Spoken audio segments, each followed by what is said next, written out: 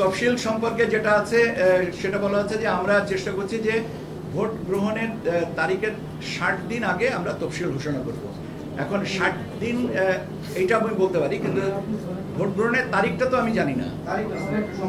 সম্ভাব্য এটাই বলে দিলাম। তো আমাদেরকে মাননীয় প্রধান উপদেষ্টা দপ্তর থেকে বলা হয়েছে যে আগামী রমজানের আগে ভোটের ব্যবস্থা করতে।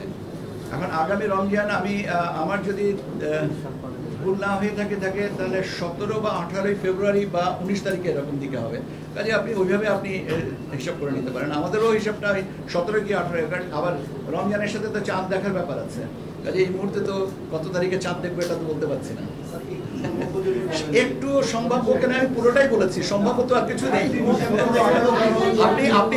আপনি আপনার হিসাবটা আপনার কাছে, আমার হিসাব যেটা আমার থেকে বলার দরকার, সুযোগ আছে আমি সেটা বলে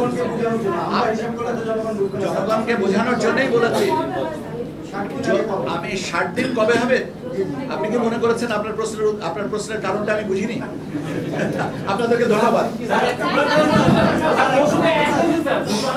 আচ্ছা বলেন।